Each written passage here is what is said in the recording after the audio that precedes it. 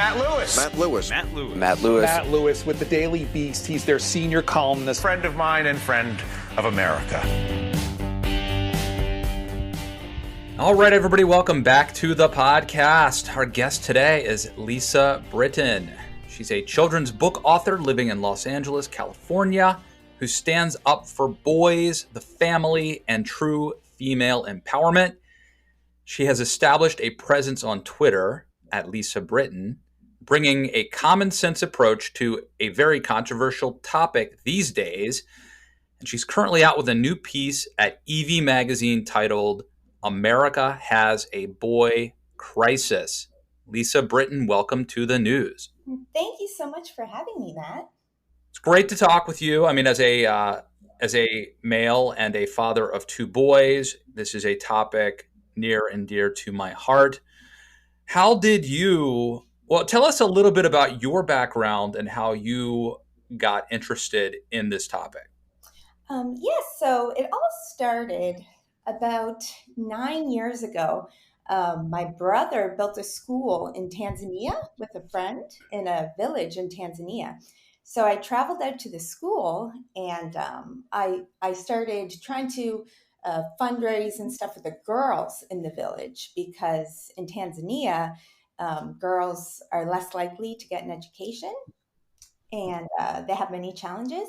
And the boys do too have challenges there, but it's a little different. And when I came back, I noticed there was a kind of a false equivalence that people were making between girls here and girls there. And I even had some people say, why are you focusing on the girls there when girls are oppressed here? So that was the first time that I realized, like, wait a second, there might be some sort of false equivalence in our mentality with female empowerment and stuff like that.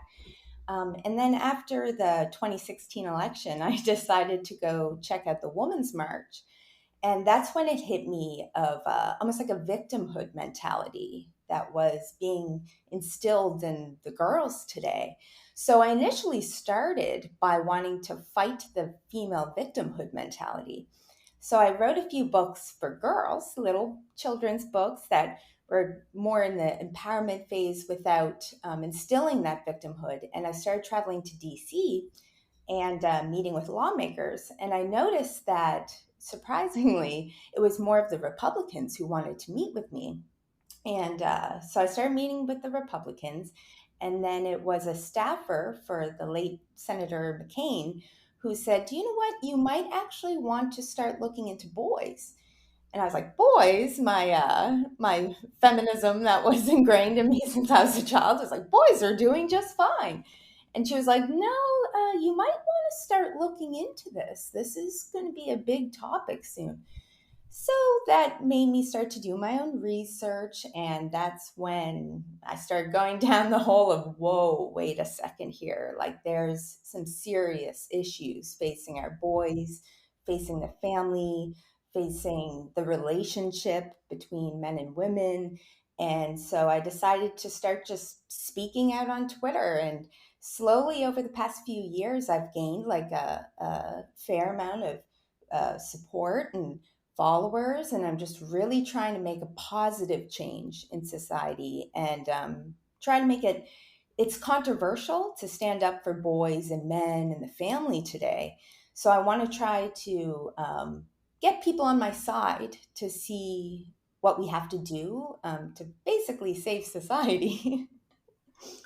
Yeah, so in this piece in EV Magazine, out March 6th, you talk about, some statistics actually, mm-hmm. and some data about boys, how they're doing today.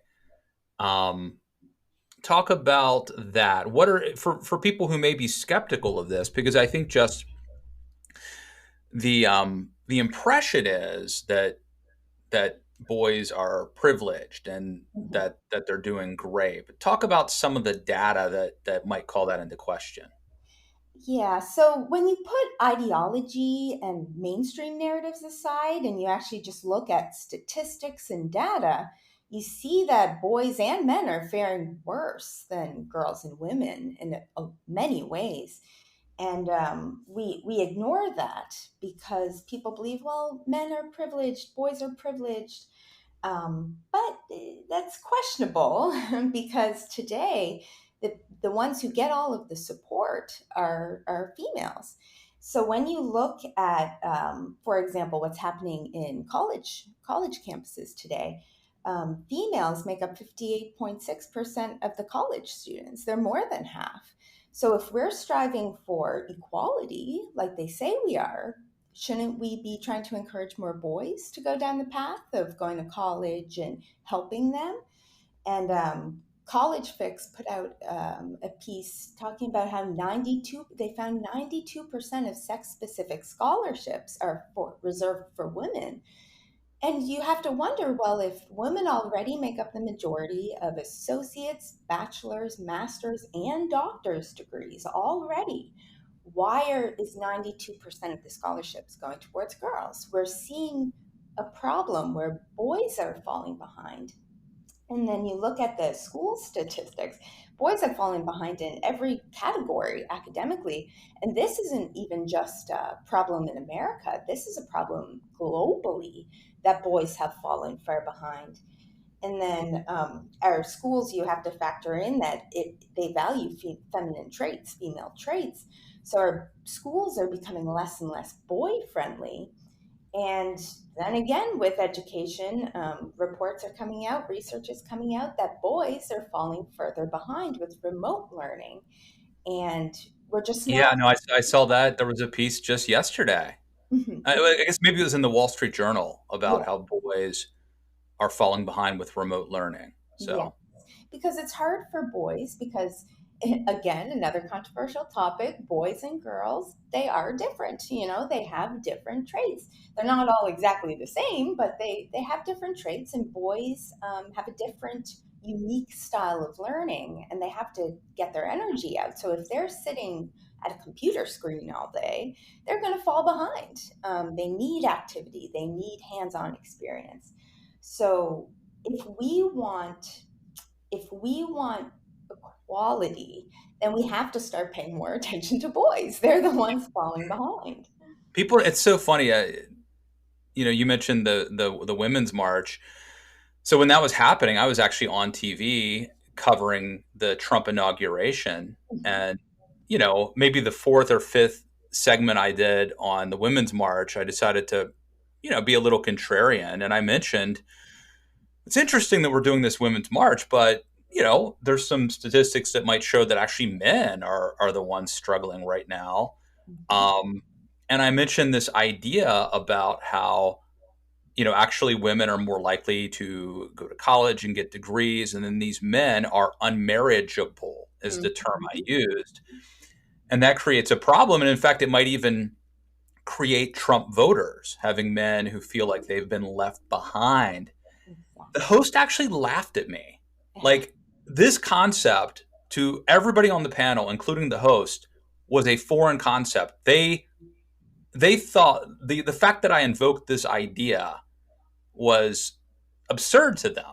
So and these are smart, people who pay attention somewhat to the news, obviously, or they wouldn't be on there. So it just shows you, I think this is still a topic, and there have been books, several female intellectuals and thinkers over the last 20 years have written books on this topic, and yet I still think this is not widely understood or appreciated. Exactly. I think all the time. Christina Hoff Sommers is one of my inspirations. She was talking about this for years, for decades now. And she wrote a book, The War Against Boys, back, I think, in the early 2000s. And people ignored her. And I look at it now, if people paid attention when these people were bringing up this topic 20 years ago, we probably wouldn't see a lot of the problems we have in society today. You mentioned the unmarriageable men.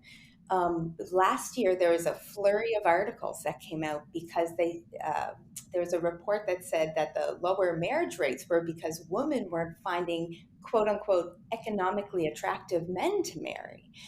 And everybody was like blaming the young men who are unmarriageable. And I kept bringing it up and saying, well, what do you expect when we have decades of the future is female, step aside, boys? Boys don't need encouragement because of male privilege.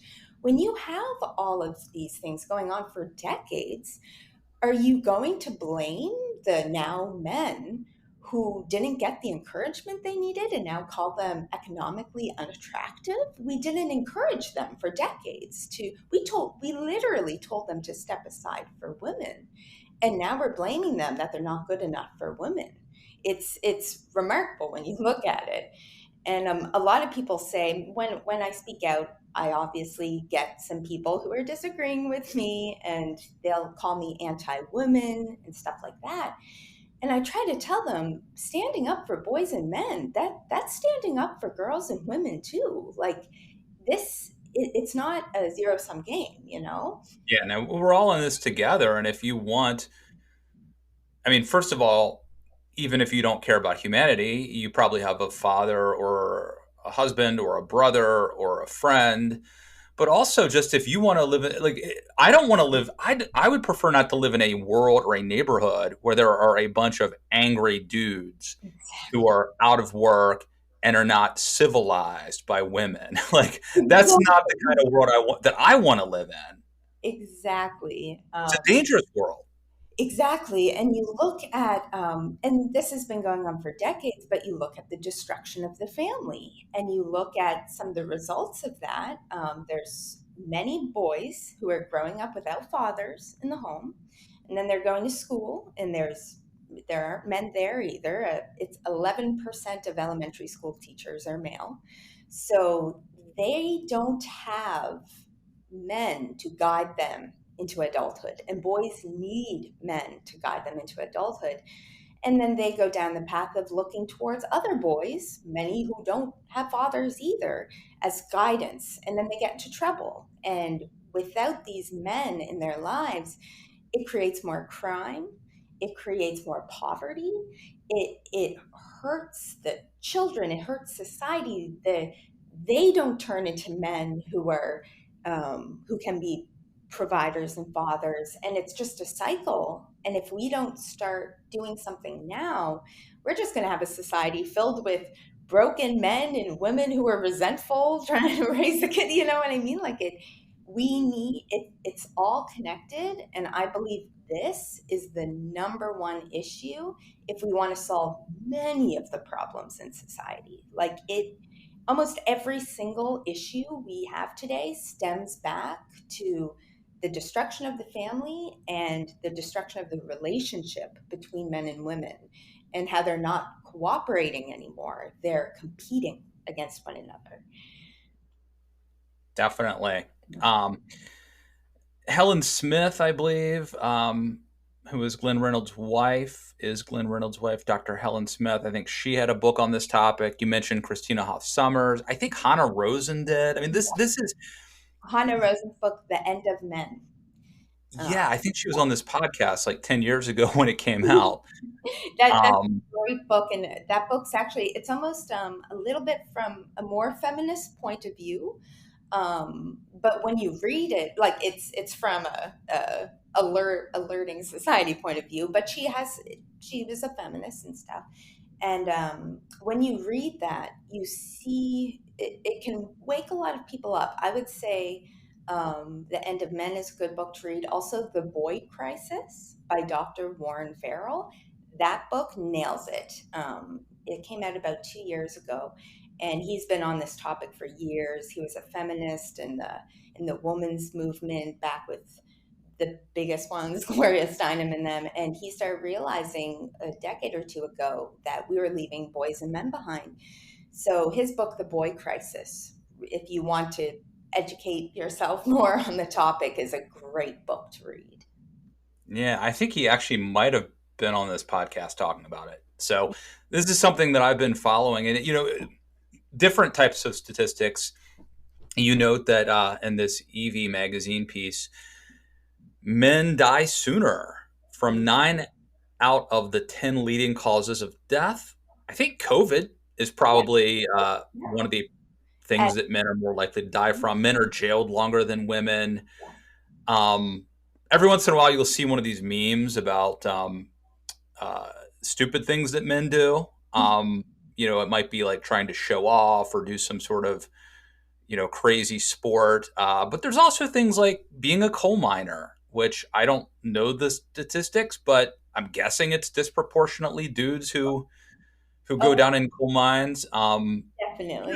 It's those stats are not really talked about much, and I think part of it actually might be, in the olden days, it was a competitive advantage perhaps to be a big, burly, muscular person. In modernity, you don't necessarily need those kinds of people around as much. And do you think that has had something to do with this trend? Oh, definitely. So our modern day society and our modern day economy, it values more feminine traits. So, and with automation coming in, there's been less of a need for that strong, burly man and more need for um, less masculine men, I guess you would say. So I always find it That is why I am excelling in this new economy. Just so you know, this is very masculine, Matt. beta males. It's never been a better time Never been better. to be me. But But anyway, I'm sorry I interrupted. it's interesting when you look at it. Masculinity wasn't deemed toxic until our modern day economy started valuing feminine traits more. You know what I mean? Masculinity was always glorified because we truly needed that for a society to thrive. But even though we need to evolve to for our modern day economy, um, we don't we can't put that down. Like we still need strong men too, and we can't shame and blame the masculinity out of boys and men. That's not going to solve problems, you know. Um, so Well, let's. I want to ask. I want to ask you about the shame part, okay? Because part of this is simply um, there's a perception that women need more help, and so they're more likely to get a scholarship. Okay, that doesn't necessarily scar anybody, but there's another thing where if we start to tell boys that they're inferior or that they are dangerous to communities, even if it's subconsciously or subliminally, if boys start to believe that there's something inherently inferior or wrong or bad about them, that could have major like psychological consequences. definitely, I have to tell you, I live in West Virginia and my kids go to a Christian school, so this is not a problem that I have personally encountered. I'm home, I'm with my kids, uh, so they have male role models in their lives, but the psychological part I think is very scary. Luckily, it's not hitting home for me right now. But do you have any stories or thoughts? I mean, is this a problem right now? yes. So I always kind of shake my head because the people who are so concerned with words right now, okay, so they're changing words like manhole, because they say, oh, it's offensive to women. Um, so when you have the people who are so concerned with words and they don't see a problem with the future as female, they don't see a problem with impressionable boys seeing that everywhere. What do you think that's instilling in their minds? They can be very influenced. Oh, I don't have a future because I'm male, or I'm bad because I'm male. We're teaching boys that they're defective girls, that there's something wrong with them and they have to change to be acceptable in society. That will that will harm them mentally of their own confidence. You're instilling shame. And when you instill shame, that's when you're easily controllable. So it's kind of like they're instilling a victimhood mentality in girls at a young age, and they're instilling a shame mentality in boys. So they're ashamed of who they are. I have parents and teachers telling me that young boys are like, oh, I wish I wasn't a boy. Like, am I bad because I'm a boy? So this anti-male propaganda campaign, these boys are hearing this. They're listening. And, for whatever reason, I mean, education has historically been a female dominated profession. And then at home, sadly, men, husbands, fathers are more likely to not live in the same household with children. So I think what this means is that boys have it's more likely that boys will be raised and taught by predominantly, female moms and teachers. And so I guess just it stands to reason that um, that there would be a disconnect, maybe. Like if you go to school and every single teacher you have is female and you're a little boy, well, it would stand to reason that even though your teachers may be great and they may attempt to identify with you and understand you, that they may not fully understand what it's like to be a little boy sitting in a classroom for 8 hours. Is that a problem?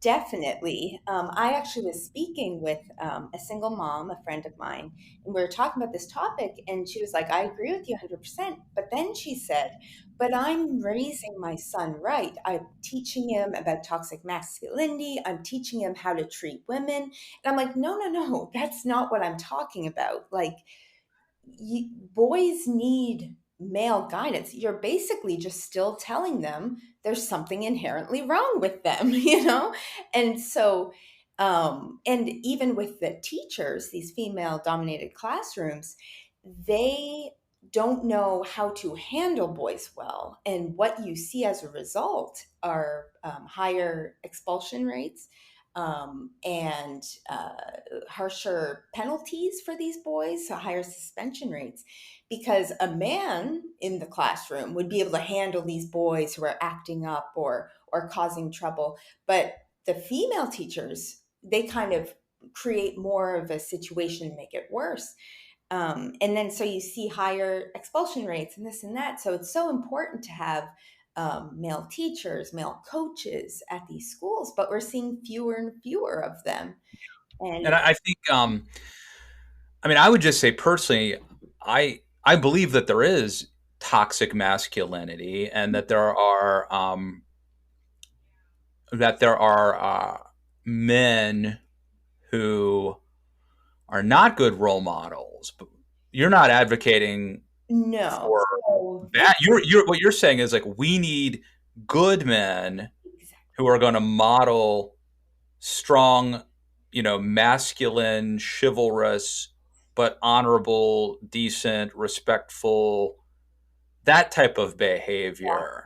my one I of think my that's important because there are okay, just having men around is not the answer, in my opinion. oh, It's men who are modeling the right type of character. yes. So one issue I have a big issue with the term toxic masculinity.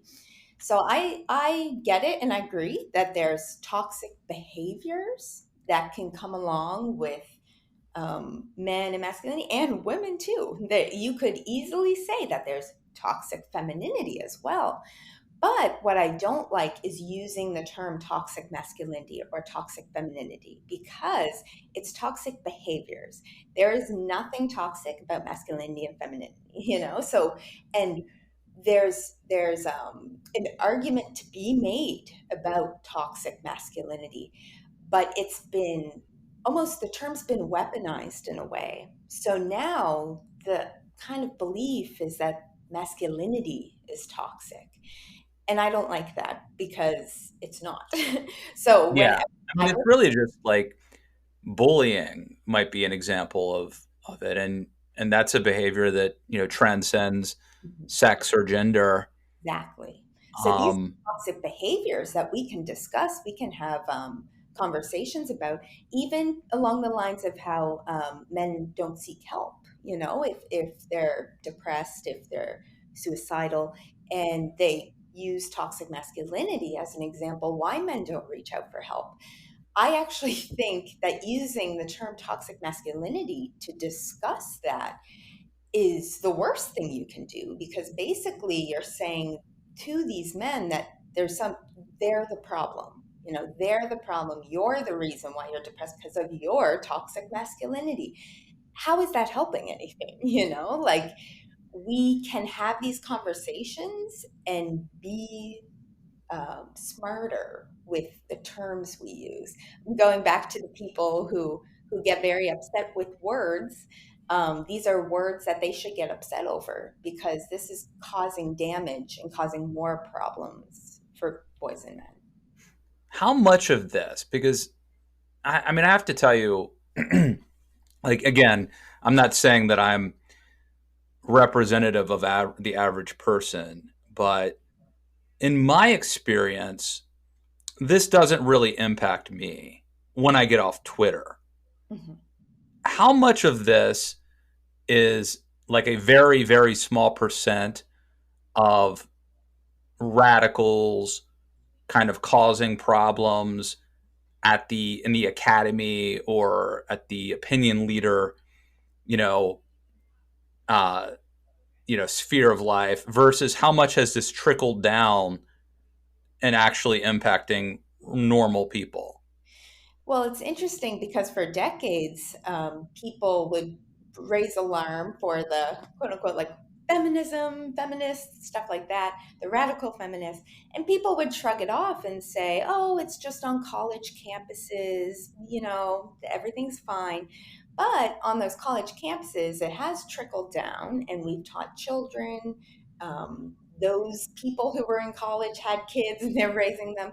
So a lot of people say, oh, all of this back and forth, it's just on Twitter. But I would say in this specific topic, it's far reaching. This issue is in our faces every day. The media, you turn on the TV and it's just constant. They might not be going on television and saying like radical things like kill all men or anything that the radicals do on Twitter. But the essence of the message is there. Men are the enemy. Men should step aside for women. It's women who need our help. Let's celebrate women and put down men. And let's, even celebrities, they're constantly trying to show that single motherhood or unwed motherhood is empowering. Celebrity Mindy Kaling, she came out with a bunch of articles recently talking about how empowering it was for her to choose to be an unwed mother, single mother.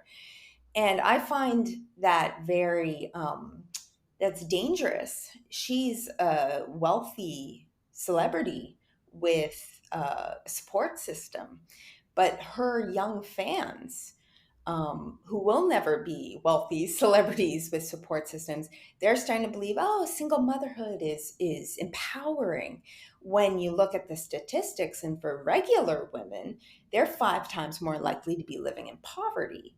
So when you see how widespread this mentality actually is, you realize that the discourse on Twitter has come into the public sphere.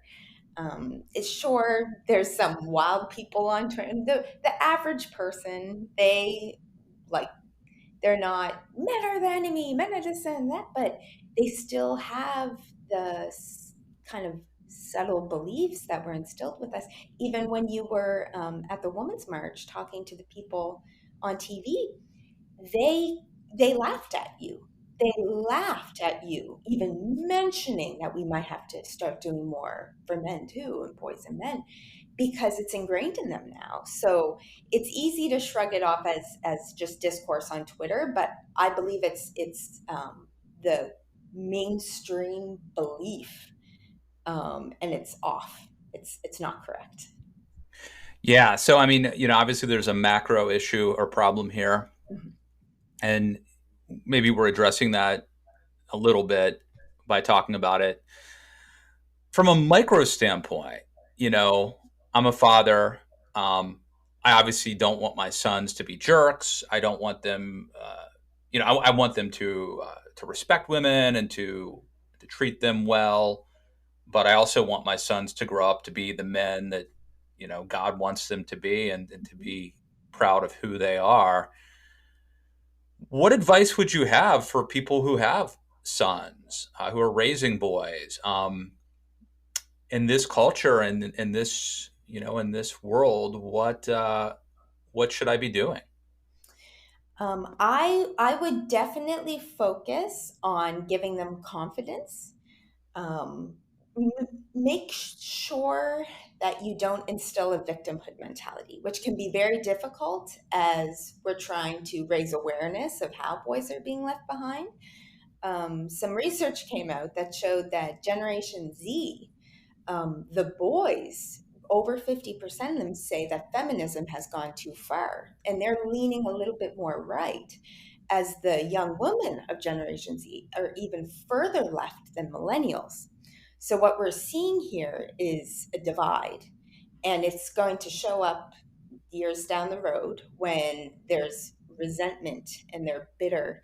We see these groups of young men walking away. There's the Yeah, that's the MGTOW. yeah, no, that was it Dr. Helen Smith? Was that her name?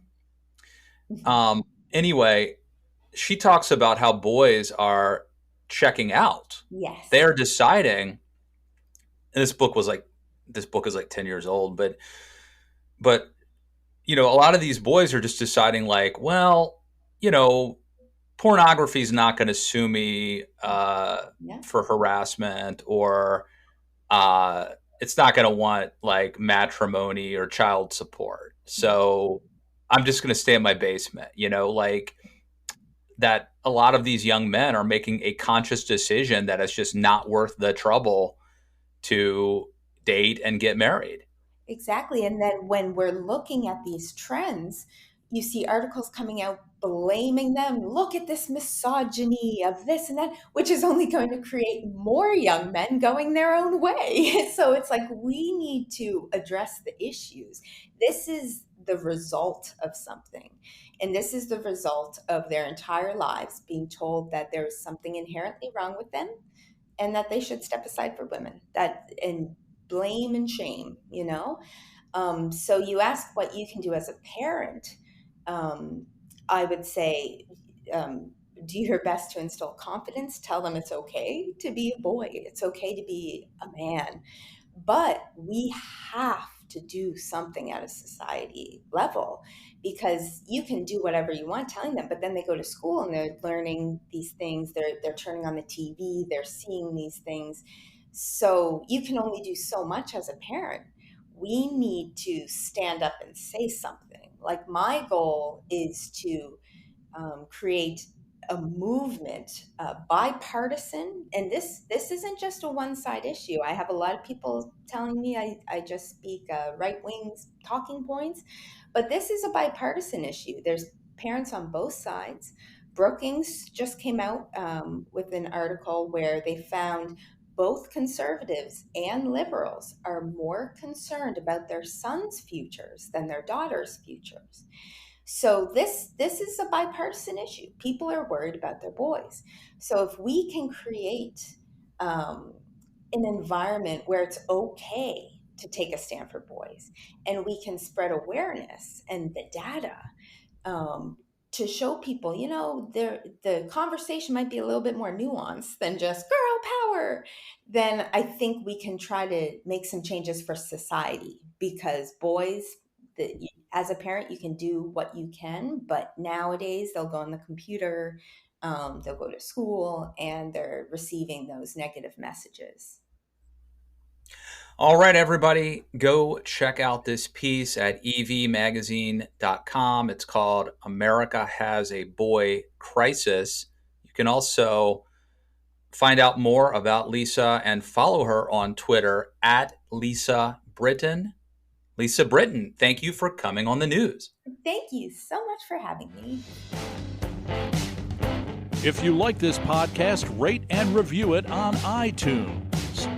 Follow Matt on Twitter at Matt K. Lewis. Thank you for listening to Matt Lewis and the News.